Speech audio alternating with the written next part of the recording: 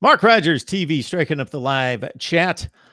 We are on a Tuesday night, yes, with Stephen M. Smith of Touchdown Alabama. Please join him right there. And on his show, The Way It Is, Fox 97.9. And certainly if I redirect you toward YouTube with the Touchdown Alabama channel, they release videos on a regular basis with great insight and analysis on Alabama football. Stephen, how you doing on this fine evening? Doing good, man. First and foremost, happy that people can see my face. Had some technical issues the last couple of times. Yes, we have had to take it the archaic way of the 1950s, but we still got the job done hearing your analysis. So that's the most important thing. But we do much, much more enjoy seeing the pearly whites.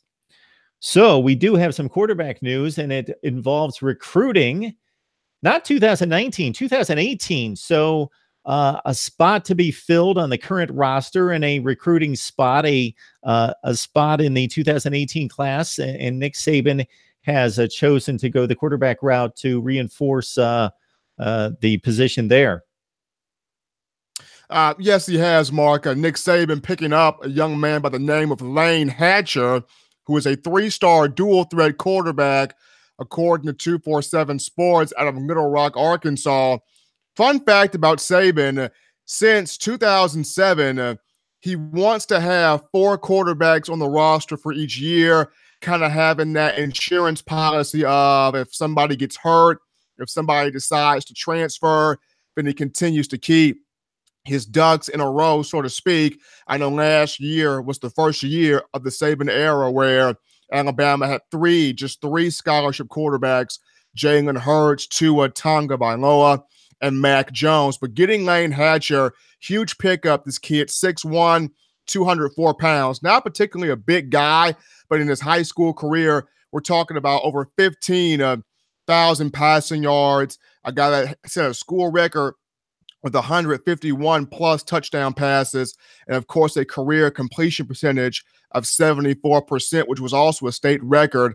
I remember upon watching his film, within the first 6 games of his senior year last year, he had a touchdown to interception ratio of 38-1. So I'm pretty sure that caught Nick Saban's attention pretty quickly, that 38-1 touchdown to interception ratio, leading his program to a 5A state championship in Arkansas. You know, Coach Saban mentioning the accuracy, decision-making, athleticism that Hatcher has. But this just plays more into that numbers game that Nick Saban likes. Again, as I mentioned, wants to have 4 quarterbacks on the roster, keeping that insurance policy. That now, does this say or does this state that, you know, a Jalen Hurts transfers, or if a Tua Tagovailoa is not named the guy, he's out? Not stating that. What I am saying is the numbers game is in play. Now, depending on what happens between Jalen and Tua, could parlay into that. But right now, it's about the numbers game, and Nick Saban has found his 4th quarterback on the roster by getting Lane Hatcher out of Little Rock, Arkansas.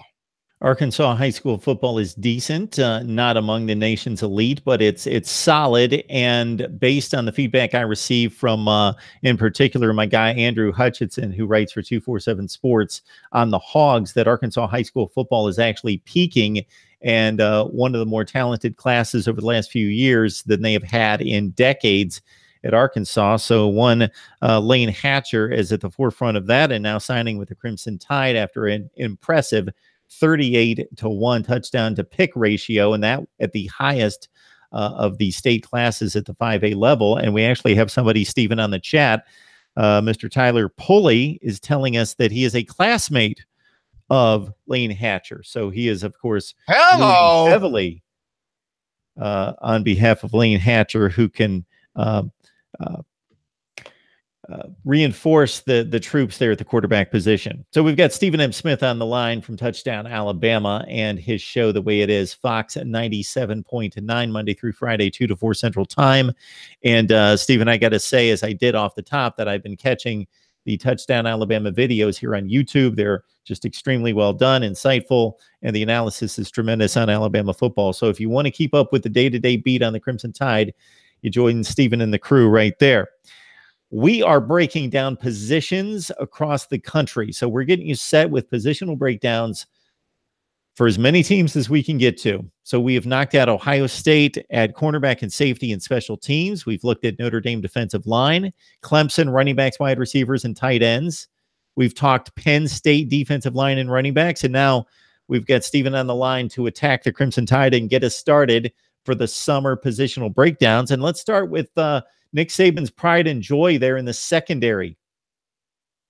It's going to be interesting because you're guys. 6 guys are now heading off for 6 guys now in the National Football League, graduated, moved on, replacing Minka Fitzpatrick, Ronnie Harrison, Tony Brown, Lawrence Hootie Jones, guys like Anthony Averett and Levi Wallace. And though it's difficult to replace those type of guys due to the leadership they brought, the intangibles, the athleticism, especially those ball skills, tackling skills as well. When I look at Deontay Thompson coming back, he's the straw that stirs the drink for the secondary. Deontay Thompson returning in that safety spot. He's 6'2".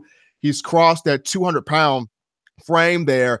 And I understand a lot of fans feel like in the college football playoff, the light bulb finally came on for Thompson, young man out of that Orange, Texas area. But the light bulb has been on for Thompson for quite a while now.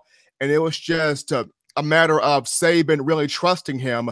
Me personally, Mark, I felt like Nick Saban overemphasized, overstretched Minka Fitzpatrick in the sense of Deontay Thompson was Fitzpatrick's understudy throughout the 2017 season. We're talking summer workouts, spring practice, fall camp, going into the season. Deontay Thompson was right there, picking things up, absorbing things from Minka Fitzpatrick. So I really felt like the light bulb for Thompson was on prior to the college football playoff, but be that as it may, came on strong in the playoff, really played well, and he's got that old throwback hard-hitting mindset. Next to him, I look at Xavier McKinney. Now, he's coming into his sophomore year at the University of Alabama, but McKinney, to me, has a lot of Landon Collins in him. Young guy, but natural hard hitters, got some size. Got to work on that presence of mind of reading where the receiver's going, studying the quarterback's eyes, that type of thing, but that will come with more reps on the field. But as far as his physicality, his ability to lay the wood, help and run support, play these receivers physically, Xavier McKinney has that skill set. When I look at the cornerback position, Trevon Diggs, Savion Smith, both guys don't have the experience of an Anthony Averett or a Levi Wallace, but give me the athleticism of Trevon Diggs and Savion Smith. These two guys, both 6'2", 200-plus pound corners, long arms, very athletic, very rangy, possess a lot of skill. They bring a lot to the forefront. Savion Smith has a lot of playing experience coming from the JUCO ranks, Mississippi Gulf Coast Community College. Prior to that, was a 5-star at LSU. Trevon Diggs, who last year won the starting job at left corner in fall camp, but had a nervous moment against Florida State to start the season, busted a few coverages, and just did not seem right. Did not seem like himself after he busted a few coverages. Nick Saban making the move to switch him out for Levi Wallace, and the rest is history. The former walk-on knocked down the left side of the field and ended up getting an opportunity to go to the National Football League. So when you look at Savion Smith and Trevon Diggs, big things expected for those two guys. They have a lot of promise.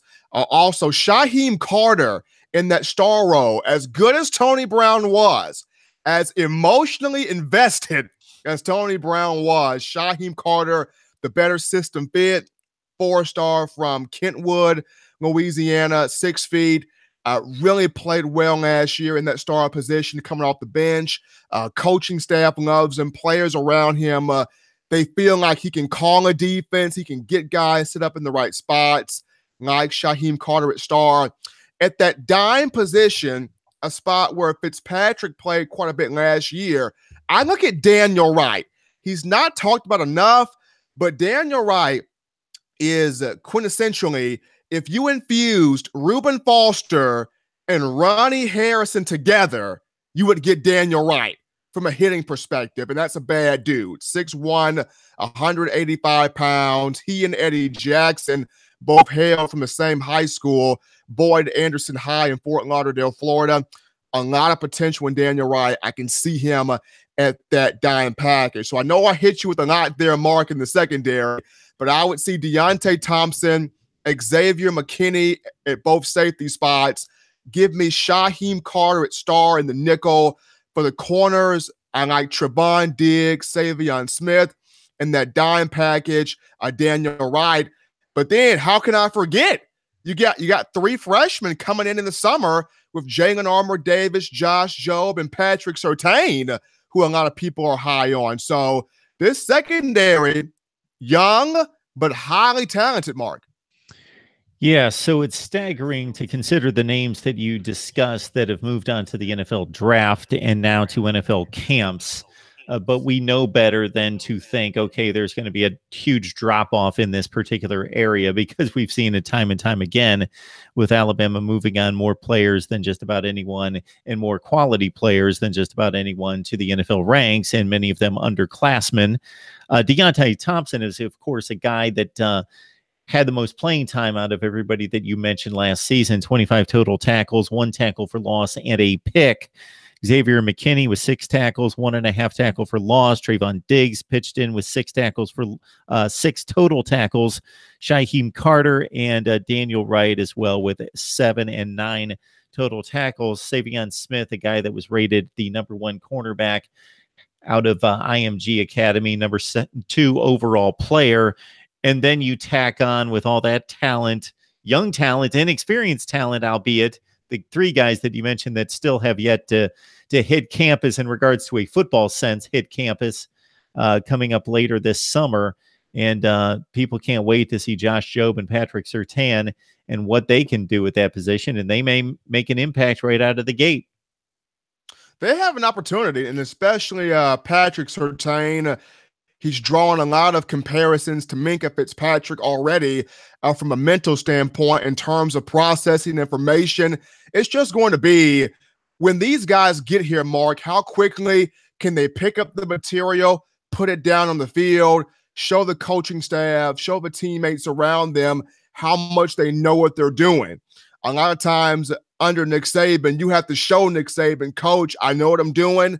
I can take the angle away. I can make the tackle. I can break on the football. Just put me in a situation where I can be successful. So that will be the things that guys like Jobe, Jalen Armour-Davis, and Patrick Surtain will look to do. Like you mentioned, Mark, it's going to be difficult because you can't replace a Minkah Fitzpatrick. You can't replace the type of production that a Ronnie Harrison provided. Once again, Tony Brown may not have had the best career at Alabama, but once again, the most passionate, emotionally invested player to ever come through the capstone. I mean, the likes of Levi Wallace and Anthony Averett, 2 guys that were highly underrated. Levi Wallace, a former walk-on, and these 2 came in, did their job, proved their worth, and now in the National Football League, and even down to Lawrence Hootie Jones, somebody who played with a heavy heart. His mother, Jessica Carr, battled breast cancer a lot through Hootie Jones's playing career, still battling right now, and Hootie's able to compartmentalize himself into having a strong senior year, which he did have. I believe Hootie picked up 53 tackles, if I'm not mistaken, this past season. Played very well. Now he's awaiting on an NFL team to give him a tryout, but all those guys headed off to the pros or in the pros now. You can't use the word or term replace on those guys. What you can hope for is the guys behind them are able to give that maximum type of effort. This is the place to be to get you set for the 2018 college football season. We are breaking down position by position on all the major teams. We've done work on Ohio State, Clemson, Penn State, and Notre Dame. We're getting started on Alabama tonight with Stephen M. Smith of Touchdown Alabama. Also catch him on his show weekdays 2 to 4 Central Time. The Way It Is, Fox 97.9. Have somebody mentioning here on the live chat about the prowess of the Alabama offensive line. They're excited to see the offensive line come together this fall. Stephen, I know I prepped you to break down the offensive line this time around, but I think we're going to leave that out there as a tease.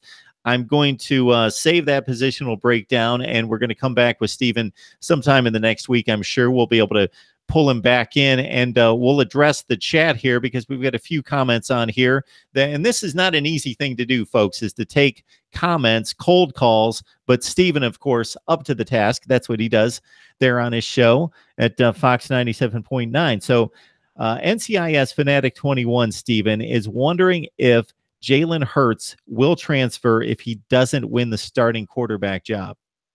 This is the most hot button topic right now. I mean, there's not a day that goes by where I'm not throwing the question about Jalen and Tua. And when you look at Jalen, I understand he's at work right now back home in Texas trying to prepare for the season. But it will come down to summer workouts, fall camp. I mean, you look at what Tua did in that national championship game. I understand it was one half of big football in a very important moment. But you look at how that team responded to the way Tua came out there and played and kind of, quote unquote, rescued that team to a national championship. When I look at Jalen, the biggest thing for him is, can he free himself from that fear of making a mistake? That's the biggest difference, in my opinion, between Jalen and Tua. With Jalen, he's so prone about, I can't throw an interception. I can't fumble the football. I can't turn the ball over. You know, if I do, what's Nick Saban going to think? If I do, is he going to bench me? If I do I lose my job? And a lot of times, Mark, when we see these athletes put that much pressure on them, it forces them to limit their offense. It forces them to take something away from the offense, not allow the playmakers around them to make plays, and you hinder what could be, something really special. There were times last year where, Jalen would have guys wide open downfield, whether it was Jerry Jeudy or tight end Irv Smith Jr., and if it was not Calvin that he could force the ball to, you would see a repetitive thing. Jalen rolling to the left, throw the ball away.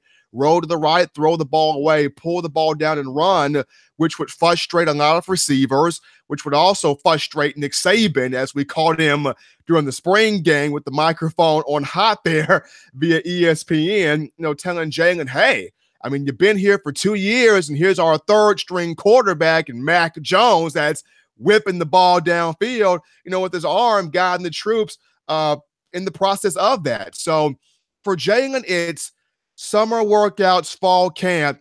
He's going to have to fight like heck. And the big thing for him, if I was him in this situation, I would grab quarterback Dan Enos and a couple of receivers. I would not even take a summer class. I would grab Dan Enos and a couple of receivers, and I would say, Coach, help me. I want to be the number one guy. I want to be the guy to lead this team, but help me get the things that I'm weak in up to par.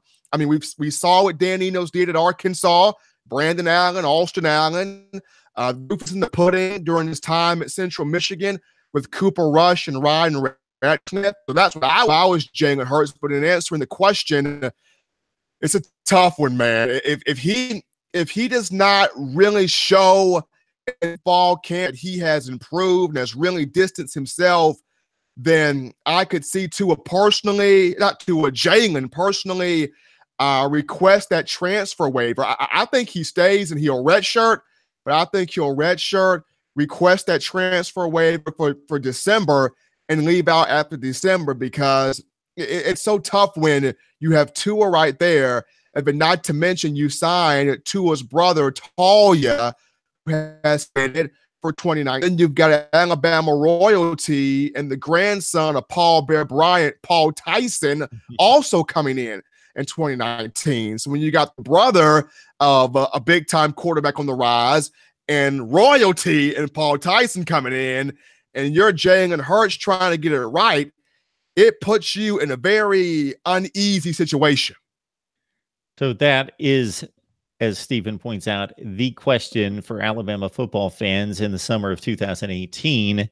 Most people want Tua Tagovailoa to win the job, and that's very understandable after what was on display in the second half and overtime of the national championship game at the Georgia Dome, or whatever they call it now, Mercedes-Benz Stadium. And also with Jalen Hurts and what he's accomplished in college, which cannot be diminished. He got this team to a national championship game. He got this team to 3 national championship games. Or 2 national championship games. I apologize. And walked off the field against Deshaun Watson with the lead and was not able to get back on the field in a reasonable position to do anything about it the first time, and led to second half drives under pressure, the last one in the last 3 minutes, and got the job done in that sense, even though he had his spurts of off-target throws in that national championship game. He did lead the team in the clutch down the field against a very formidable defensive front. All right, Stephen M. Smith on the line from Touchdown Alabama. And this is, while that is the question of 2018, Stephen, I'm going to hit you up with the debate here on the chat. Concerns more so of an age-old question in college football, the age-old debate, Urban Meyer, Nick Saban. So let me, I've taken this one on a number of times, so I'm going to leave the floor to you, Stephen, and then I may have something to say as well. So people are pitting Nick Saban and Urban Meyer. I remember, I think a couple of years ago, this was the biggest conversation in college football everywhere you turned. You had Nick Saban 1A, Urban Meyer 1B, and Urban Meyer is an established coach. I mean, let's not kid ourselves. He won 2 national championships at Florida, 2006, 2008. Won a national championship with Ohio State in 2014. Now, the last couple of seasons, he has not gotten there. Dabo Swinney has really put Clemson on the rise, has really stamped Clemson as a team of the elite. And who would have thought Dabo Swinney, who at one point was an intern at Clemson, coming behind Terry Boughton, how he would go from being an intern to being probably the most beloved face at Clemson, and arguably one of the top coaches in college football right now. I still think Urban Meyer is elite. Now, I have my thoughts of I think Dabo Swinney has right now slightly edged him for that second spot. Behind would go Nick Saban, Dabo Swinney, Urban Meyer.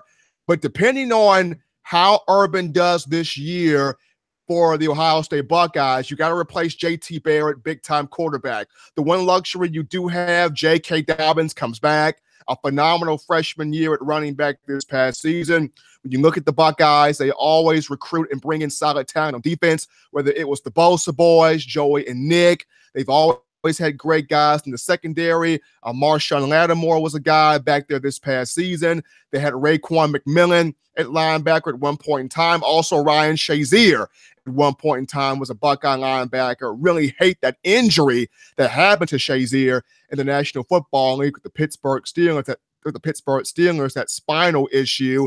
I saw him back walking during the NFL draft, and that's a blessing in itself. But when I look at Urban Meyer, strong coach, but to me has taken a slight step back, not a giant step, but a slight step back to Dabo Swinney due to the rise that Swinney has been on as of late. So as Stephen points out, especially after that 2014 meeting in which Urban Meyer's Buckeyes upset the Alabama Crimson Tide, the #1 seed in the first college football playoff, and then marched on in defeating what most people thought was the second best team in the country, Oregon, that put the argument in a position that it could be waged on even terms. 4 national championships for Nick Saban, 3 national championships for Urban Meyer, and then moving on to another school as Nick Saban had done, LSU, Alabama. Urban Meyer Florida, Ohio State, and proving I can take another program, build it from a place of mediocrity up to a national championship status. And at that point in time, it was a great debate. It was extremely close because it appeared as though Urban had the momentum. Saban had him by one championship, but Urban's a younger guy, and that they would just be waging war forever. Well, it hasn't quite worked out quite that way because of some college football playoff selections and some losses by the Buckeyes along the way. You also need to consider that the college football playoff is a selection process. So there have been times in which teams have been left out. It could be argued that Ohio State was gifted a spot in 2016 as a non-conference champion. It could also be argued that they were held out of the championship round despite winning what some people believe was the best college conference in America in 2017. I think what swings the argument has been two particular seasons in which Nick Saban had the opportunity, and to his credit, he seized the opportunity while Urban Meyer's teams did not have the opportunity. So if we rewind all the way back to 2012, we know that Nick Saban's Alabama Crimson Tide, in the aftermath of the season, clearly looked like the best team in college football. They lost on one particular night against a hot Johnny Manziel at home. Other than that, they swept through the best conference in college football, beat a loaded Georgia team in a thrilling SEC championship, and then they laid waste to Notre Dame in the championship game, a game that was 42-14. It could have been 60-0. It was that much of a blowout. Urban Meyer took over an Ohio State program that lost 7 games the year before, and they went undefeated. Now, do I or any reasonable college football analyst think that that Ohio State team was prepared to take on Alabama? No, but still to lift a 7-loss team to a 12-0 record in the Big Ten is pretty substantial coaching. It is. Now, wasn't Ohio State on probation that year? They were on probation, so they could not play in the national championship, or it would have been Ohio State and Notre Dame. There you go. So Urban Meyer can't do anything about year number 1. He just won all 12 games, but he couldn't do anything about walking into a program with probation. And then if you skip ahead to 2015, follow my logic here, Stephen, and I believe you will. This was the year that Alabama eventually won the title over Clemson. They had a mid-season or early season loss to Ole Miss, and Ole Miss was in the driver's seat. But Ole Miss, on a Hunter Henry flip over his head, that I think it was Alex Collins picked it up. One of the two big Arkansas running backs. Yeah, picked it up on a 4th and 25 play in overtime, ran it for an improbable touchdown, and an almost impossible play. That knocked Ole Miss out of Atlanta and kept Alabama's hopes of getting back to Atlanta and the college football playoff in store. Basically, Alabama, in having an 11-1 season, 12-1 season with the championship game win in Atlanta, versus what Ohio State accomplished as the consensus number 1 preseason coming off the national championship run. Ohio State stubbed its toe against Michigan State, a very good team, but they stubbed their toe against the wrong team. Alabama didn't stub their toe against the wrong team.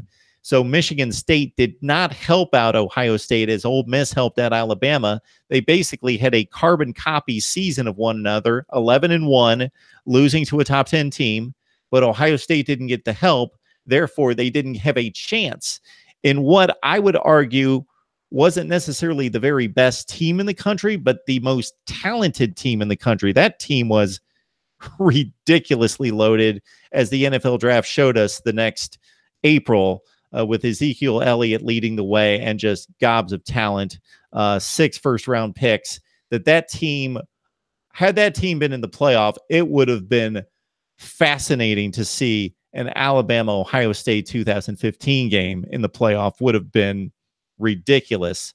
And so I'm just going to argue that if you look at the wins and losses, actually since 2012, when Urban Meyer was hired at Ohio State, he and Nick Saban both have 8 losses. The difference has been Alabama's been afforded 2 more opportunities. And to their credit, this is not an excuse, to their credit, they seized those opportunities and they beat the best teams in the country in the BCS or in the playoff to win 2 more championships than Ohio State. That they did, and you look at Urban Meyer in the upcoming season, Mark, and as I mentioned, Urban has a chance to really, get back to the conversation of being number 2 behind Nick Saban or being 1B. I just look at Ohio State. Typically, the Buckeyes will keep a fresh running back. The Buckeyes typically keep fresh guys on defense. I mean, they rotate guys like stacks of guns. They rotate guys back and forth on that defense, and then offensive line, wide receivers, they keep a pretty loaded stack there as well. Replacing JT Barrett will be the big thing, but I feel like the old horseshoe over there in Columbus will have somebody to take the reins with the departure of Barrett to the National Football League.